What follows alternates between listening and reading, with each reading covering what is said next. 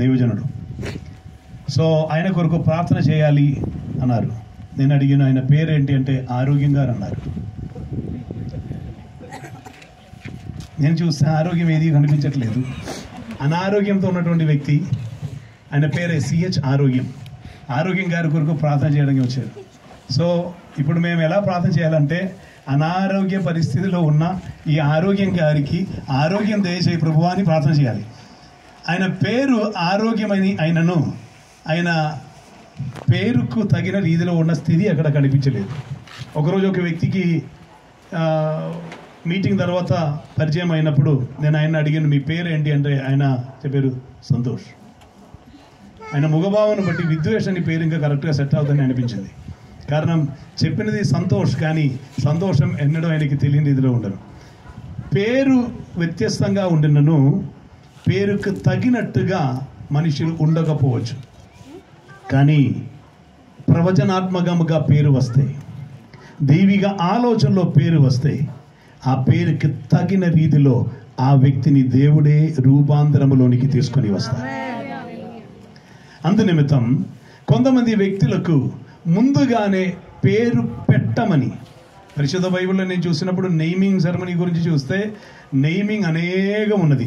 నెయిమ్డ్ అని ఉన్నది, నెయిమ్ హిమ్ అని ఉన్నది, నేమ్డ్ హిమ్ అని ఉన్నది, పేరు పెట్టమని ఉన్నది, పేరు పిలిచనని అనేకం ఉన్నది. కానీ పరిశుద్ధాత్ముడు ఎత్తి చూపించిన ఒక విషయం చెప్పి 2 ఏరియా చూపించి వెంటనే ఈ సెషన్ నేను ముగించాలని, ఈ సెషన్ అని కాదు మెసేజ్ సెషన్ ముగించాలని నేను ఆశిస్తున్నాను. దేవునికి స్తోత్రం. అందుకొరకే ముందుగా నేను ఆ పాట పాడాను. దేవునికి స్తోత్రం. ఏల్ అనగా దేవుడు అని అర్థం. ఏల్ రోయి అని మాటకి చూచిన లేదా చూస్తున్న లేదా ఎరిగిన దేవుడు అని అర్థం. ఏల్ రోయి. అది చెప్పినటువంటి స్త్రీ పేరు హాగర్. ఎవరు తోడుగా లేనప్పుడు, మనుషులు ఎవరు తనకు సమీపంగా లేకుండా తను తన యజమానురాల యొద్ద నుండి పారిపోయి బేర్షేబా అరణ్యములో ఆమె తిరుగులాడుచు తనకు ఆధారం ఏది కనిపించకుండా శ్రమల్లో వేదనలో ఉన్నటువంటి సమయం, నాకు సహాయం చేయటానికి నా బాధను ఎరిగిన వారు, నా వేదన ఎరిగిన వారు ఎవరు లేరే అని ఉన్నటువంటి సమయం, ఆకాశం నుండి యెహోవా దూత, దేవుని దూత ఆమెను పిలిచి మాట్లాడుతున్నారు.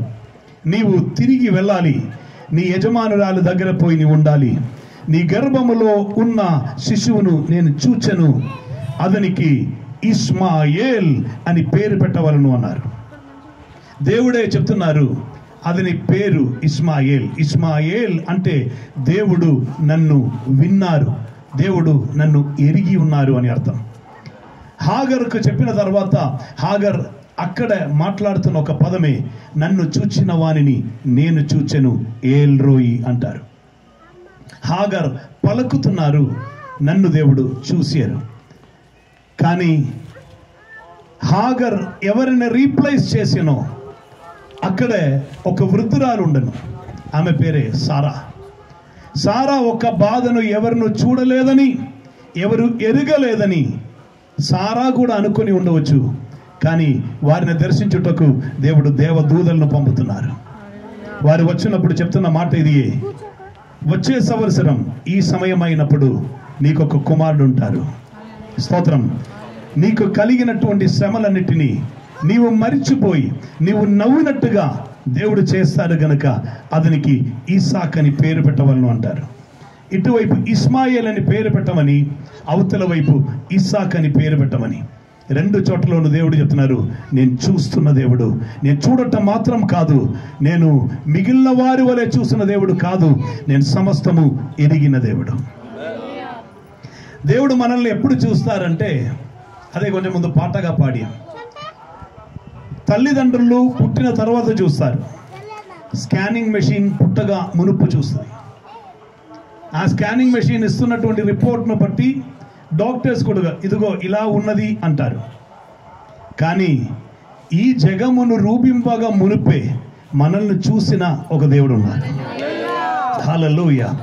భూమికి వృత్తం వేయగా మునిపే దేవుడు మనలను చూసెను అని పరిశుద్ధ బైబిల్. కీర్తన గ్రంథం మనం చూస్తే ఇలా రాయబడి ఉన్నది, ఆయన నక్షత్రములన్నిటినీ లెక్క చేస్తున్నారు, వాటన్నిటికీ ఆయన పేరు పెట్టి పిలుస్తున్నారు. He counts all the stars. అదే దేవుడు ఒకరోజు అబ్రహాముని అడిగారు, నక్షత్రములు లెక్క చూడటం సాధ్యమైతే లెక్క చూడమని. నేను ఒకసారి క్రియేషన్ గురించి ఒక మెసేజ్ ప్రిపేర్ చేస్తున్నప్పుడు నక్షత్రముల గురించి కొంచెం స్టడీ చేశాను. ఈ భూమి లేదా ఈ ప్రపంచం ఎలా సృష్టిపథంలోనికి వచ్చింది అని స్టడీ చేస్తున్నప్పుడు, ఈరోజు మేము ప్రయాణమై వస్తున్నప్పుడు పిల్లలు ఒక్కొక్క సైంటిస్ట్ల గురించి మాట్లాడుతూ ఉండను. రిలేటివిటీ థియరీ, ఎవల్యూషన్ గురించి, కొన్నిది లోగా ఎలా మారింది, కొన్నిది ఎందుకు ఇప్పుడు కూడా థియరీగా ఉన్నదని. స్తోత్రం. వారు అనేక థియరీలో ఉన్నాను, నేను థియాలజీలో ఉన్నాను. దేవునికి స్తోత్రం. సో వారు మాట్లాడుతూ వస్తున్నప్పుడు ఎవల్యూషన్ అని సబ్జెక్ట్ రాగానే మరలా పరిశుద్ధాత్ముడు ఒక ఏరియాలోనికి నన్ను మరలా తీసుకుని వెళ్ళారు. లోగా శాస్త్రం చెప్తున్న రీతిలో అయితే వారు చెప్తున్నారు 13.7 బిలియన్ సంవత్సర క్రితం. 1 బిలియన్ అంటే 1 పెట్టి 12 సున్నా వేస్తే అది బిలియన్. ఇప్పుడు ఏం వేసి ప్రయోజనం, మనం కౌంట్ చేయనక్కర్లేదు. ఎక్కువ కౌంట్ చేస్తే పొగ వస్తుంది తప్ప ప్రయోజనం ఏమి ఉండదు. 13.7 బిలియన్ సంవత్సర క్రితం విస్ఫోటనాత్మకమైన గొప్ప శబ్దం ఒకటి వచ్చను. ఆ వచ్చిన శబ్దం యొక్క సోర్స్, అది ఎక్కడి నుండి వచ్చింది అని మనుషులకు ఎవరికి తెలియదు. దానికి శాస్త్రలోగా చెప్పిన పేరే బిగ్ బ్యాంగ్. ఒక శబ్దం వచ్చింది. ఆ శబ్దం ఎక్కడి నుంచి వచ్చిందని తెలియదు, బట్ ఇట్ కేమ్. ఆ తర్వాత 8.7 బిలియన్ సంవత్సరం తర్వాత భూమి స్థాపింపబడిందనియు, ఆ తర్వాత 1 బిలియన్ సంవత్సరం వరకు భూమిలో జీవం లేకుండా, life was interrupted upon this planet అనియు శాస్త్రలోకం చెప్పి, తర్వాత భూమిలో సృష్టి ప్రారంభమైంది అంట. పరిశుద్ధ బైబిల్ చూస్తే ఇలా రాయబడి ఉన్నది, ఆది యందు దేవుడు, I need to correct it, భూమి ఆకాశములు ఒకేసారిగా దేవుడు సృష్టించలేదు. అది తెలుగు తర్జమలో వచ్చిన పొరపాటు. నేను తెలుగు వాడు కాకపోయినను ఇవన్నీ కరెక్ట్ చేసే చెప్తాను. స్తోత్రం. ఆది యందు దేవుడు ఆకాశములను భూమిని సృజించెను. రషీద్ బారాయతి లోహిం షమాయిం ఔతెరజ్. నీకు అర్థం కాలేదు, హెబ్రీ భాష. దేవునికి స్తోత్రం. ఆది యందు దేవుడు ఆకాశములను, ఆ తర్వాత భూమిని సృజించెను. తర్వాత భూమి నిరాకారముగాను శూన్యముగాను ఉండను. నిరాకారముగాను శూన్యముగాను ఉండినందున ప్రారంభించిన పని వ్యర్థమైపోయిందని దేవుడు విడిచిపెట్టలా. నిరాకారముగాను శూన్యముగాను ఉన్న అదే చోటలో, ఆమేన్, ఇప్పుడు మనం అనేక చోటకి టూర్ వెళ్ళి చెప్తున్న మాట, ఆహా ఎంత మనోహరంగా ఉన్నది అని. స్తోత్రం. మనుషులు నిర్మించిన దాన్ని బట్టి కాదు, దేవుడు చేసి పెట్టిన కార్యమును బట్టి. అలాగనైతే దేవుడు ఒకటి ప్రారంభిస్తే అది ప్రయోజనం లేదని విడిచిపెట్టువారు కాదు దేవుడు. ఇప్పుడు ప్రయోజనం కనిపించకపోయినను అది మనోహరంగా మార్చివేస్తున్న ఒక దేవుడు ఉన్నారు. టాకింగ్ అబౌట్ యువర్ లైఫ్, మీ జీవితమును గురించి. ఇప్పుడు ప్రయోజనం లేదు అని చెప్పుకోవచ్చు. ఇప్పుడు నేను ఏ రీతిలోనూ ఫ్రూట్ఫుల్ కాలేదు, నేను ఫలమిచ్చే వ్యక్తిగా లేను, అభివృద్ధిలోనికి రాలేదు, విజయం నాకు కలగలేదు అని చెప్తున్న వ్యక్తి కావచ్చు. మీరు అడిగితే పరిశుద్ధ బైబిల్లో 80 ఏండ్లోనికి వచ్చిన ఒక వృద్ధుడుండను, ఒక నత్తివాడు. అతను అనుకున్నారు జీవితం మనిషికి 70 ఎక్కువైతే 80 అని. తనే ఫుల్ స్టాప్ వేయటానికి ప్లాన్ చేసుకుని ఉన్నప్పుడు అతన్ని పిలిచి దేవుడు చెప్పారు, ఇప్పుడే నేను నీ జీవితంలో కార్యం స్టార్ట్ చేస్తున్నారు. వ్యక్తి పేరు మోసే. ఆమేన్. 40 లక్షల మంది వ్యక్తులను ఒక్కరుగా నడిపించిన నాయకుడుగా ఆయన మిగిలేరు. అంతమందిని నడిపించిన నాయకుడు ఈ చరిత్రములో, లోక చరిత్రములో ఒక్కరు కూడా లేరు. ఎక్కడ మనం ఫుల్ స్టాప్ వేసి ఆపుతామో అక్కడ దేవుడు గీత గీసి ఆశ్చర్య చిహ్నంగా మన జీవితం మార్చి వేస్తారు. He has not given up on you. Amen. మీరు అయిపోయిందని చెప్పినను దేవుడు చెప్తారు, నో అయిపోవలేదు, నేను ఇప్పుడే కార్యములు మొదలు పెడుతున్నాను. అందుకే పాడ్యం, ఆశ్చర్యముగా నన్ను చేసినావు, అద్భుతమేగా నీ సృష్టియు, అనుదినము అది జ్ఞాపకం చెయ్యగా అంతరంగమందానందం, ఆనందమేగా ఆనందమానుది జరిగిన ఆనందాశ్రులే. హల్లెలూయా. మనల్ని ఆయన చేసిన విధమన్నీ ఆశ్చర్యమే. భూమి నిరాకారముగా శూన్యముగా ఉన్నప్పుడు పని ఆపకుండా ఆయన మరలా మొదలు పెట్టారు. స్తోత్రం. ఆ భూమి మీద అడుగు పెట్టి నిలబడి ఉన్న మనం ఒకటి ఎరిగి ఉండాలి. అప్పుడు నిరాకారంగా ఉన్నది, శూన్యంగా ఉన్నది అని విడిచిపెట్టి ఉంటే మనం ఎవరము ఉండేవారు కాదు. కానీ మనల్ని గురించి అది నిరాకారంగా మారినప్పుడు కాదు, ఆ భూమిని చేసినప్పుడు కాదు, వాటన్నిటిని కలుగ చేయగా మునుపు శాస్త్రలోకం చెప్తున్న రీతిలైతే 13.7 బిలియన్ సంవత్సరముకు ముందు ఆయన మనల్ని చూశారు. నక్షత్రముల గురించి చూసేటప్పుడు మనం ఉన్న ఈ భూమి, ఈ గ్రహం కంటే సూర్య నక్షత్రం 13 లక్షల రెట్టి పెద్దదంట. 13 lakh times. అనగా భూమిలాగా ఉన్న 13 లక్షల భూమి తీసి పెట్టుకోవచ్చు సూర్య నక్షత్రం లోపల. స్తోత్రం. ఇదెవరికి టెన్షన్ అవనక్కర్లేదు. అంత పెద్దగా ఉన్న ఆ సూర్య నక్షత్రం ఇంత పెద్దగా ఉన్నదా అని మనం ఆలోచిస్తున్నప్పుడు దానికంటే 25 కోట్ల రెట్టి పెద్దది వివై క్యానిస్ మెజోరీస్ అనే ఇంకొక నక్షత్రం. అదేనా పెద్దది అంటే వేరే పేర్లు నాకు తెలియదు. ఈ సమీప కాలంలో పిల్లలు చెప్తా ఉంటారు వేరే ఒకటి ఉందని. ఇదన్నీ మనుషులు పెట్టిన పేరే, దేవుడు పెట్టిన పేరు మనకు తెలియదు. ఇలా ఉన్న 30,000 కోట్ల నుండి 40,000 కోట్ల నక్షత్రములను మొత్తం మనం మిల్కీ వే అని చెప్తున్న పాల పొందలో ఒక బొట్టులాగా పెట్టి దాని చుట్టూ అనేకం అటువంటి స్పోర్ట్స్ను పెట్టి హబుల్ స్కోప్ అనే నాసా చూపిస్తున్న దృశ్యం చెప్తున్నది. ఇవన్నీ నక్షత్ర మండలములు. నక్షత్రములని కాదు, ఈ సైజులో ఉన్న నక్షత్ర మండలములే ఒక్కొక్క స్పాట్ లాగా కనిపిస్తున్నదని. స్తోత్రం. మీకు సమయం దొరికితే, ఇప్పుడు కాదు, తిరిగి ఇంటికి వెళ్ళిన తర్వాత ఒక్కసారి ఇవన్నీ మనకి ఇంటర్నెట్లో దొరుకుతుంది, అదని ఓపెన్ చేసి చూడాలి. వాటన్నిటికీ పేరు పెట్టి పిలుస్తున్న ప్రపంచ సృష్టికర్త ఒక్కరున్నారు. హల్లెలూయా. నేను బైబిల్ చూసినప్పుడు దేవునికి దాదాపు 430 పేర్లు పరిశుద్ధ బైబిల్లో ఉపయోగించబడి ఉన్నది. కొండ అని, అండ అని, దుర్గమని, శైలమని, ఇలా అనేక పేర్లు ఉన్నది. తర్వాత మనం ఉపయోగిస్తున్న నిసి అని, రోయి అని, రాఫా అని ఉన్న అనేకమైనటువంటి పేర్లు. కానీ వీటన్నిటిలోనూ మనకు మాత్రం పిలువటానికి దేవుడు అనుగ్రహించిన ఒక పేరున్నది, అబ్బా తండ్రి. నాయన అని పిలువటానికి దేవుడు మనకి కృపను అనుగ్రహించారు.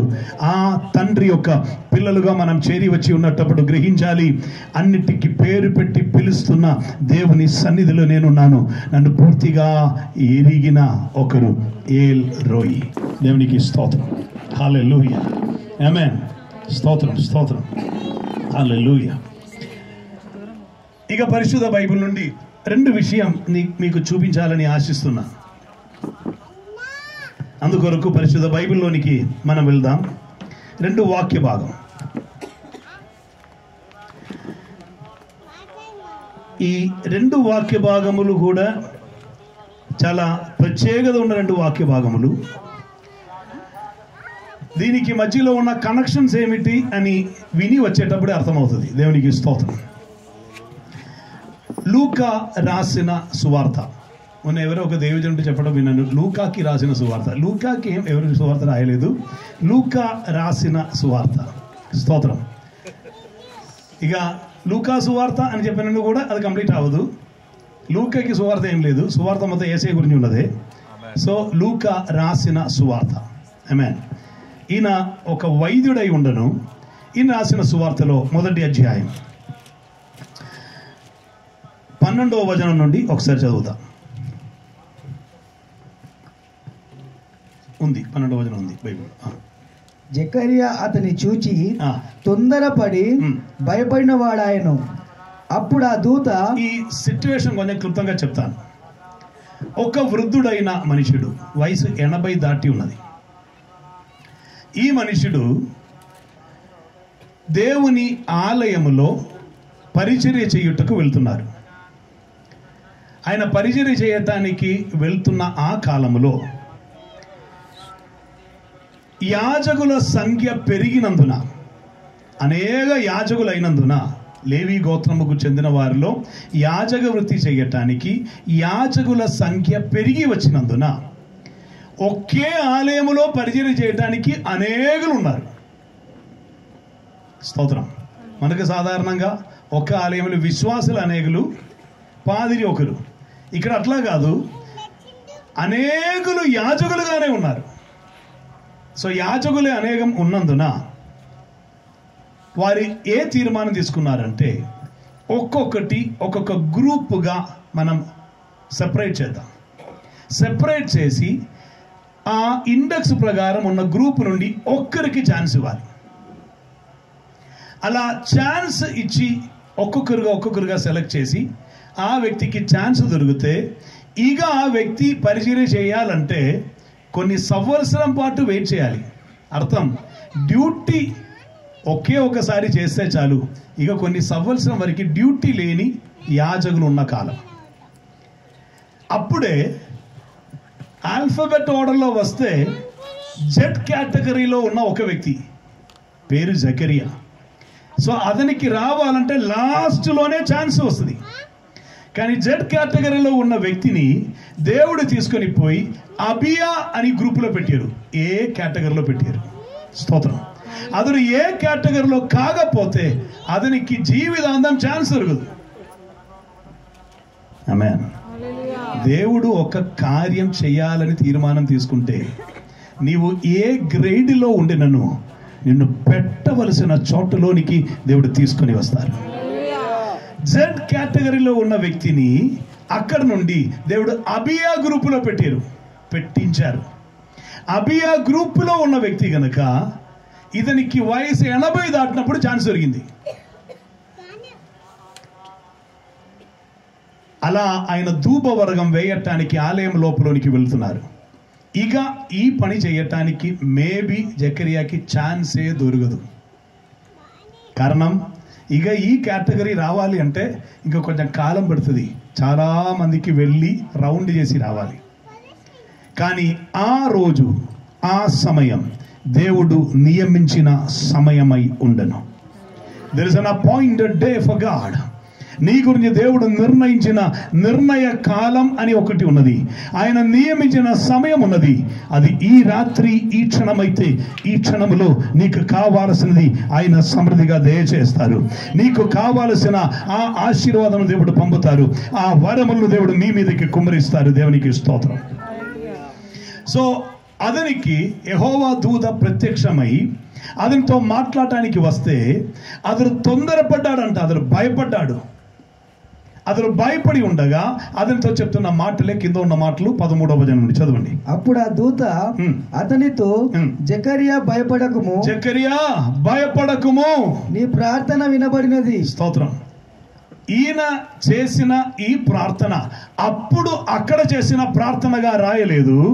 ఈయన ఎప్పుడో చేసిన ప్రార్థన ఇప్పుడే జవాబు వచ్చింది. కొందరు చెప్తున్న ఒక మాట ఉన్నది, దేవుని సన్నిధిలో కన్నీరు గార్చి మొరపెట్టాను, దేవుడు ఏ జవాబు ఇవ్వలేదు. ఒక 10 సంవత్సరం తర్వాత వారు చెప్తారు, ఆ జవాబు రాలేదు అన్నది జవాబని ఇప్పుడు అర్థమైందని. స్తోత్రం. ఒకరోజు ఏలియా అనే ఒక వ్యక్తి దేవుని ఒక విన్నపం, ఒక ప్రార్థన చేసి ఒకటి అడిగినది ఏమిటంటే, ఇక నేను ఇక్కడ ఉండటం మంచిది కాదు, నా పితరుల కంటే నేను గొప్పవాడనేమి కాదు గనుక నన్ను తీసుకో ప్రభువా అన్నారు. నా ప్రాణమును ఇక నాకొద్దు, ఐఎమ్ విల్లింగ్ టు డై, ఇక మరణిస్తే చాలు అని అనుకున్న వ్యక్తిని దేవుడు చెప్పారు, ఇక్కడ స్టోక్ లేని ఐటమ్ మరణం, అది నేను నీకు ఇవ్వలేను. మరణం కోరిన వ్యక్తిని మరణం లేకుండా మహిమలో చేర్చుకున్నారు. అప్పుడు దేవుడు చెప్పిన మాటయే, నీకు దీర్ఘదూర ప్రయాణం ఉంది, ఇప్పుడే నీవు స్టార్ట్ అయింది, ఇక అనేకం ఉన్నది చేయటానికి. నీవు ఇప్పుడు ఒక్కరుగా ఉన్నారు, కానీ నీవు నా యొద్దకి వచ్చేటప్పుడు ప్రవక్తల శిష్యుల గణం నీతో పాటు ఉండదు. హల్లెలూయా, ఆమేన్.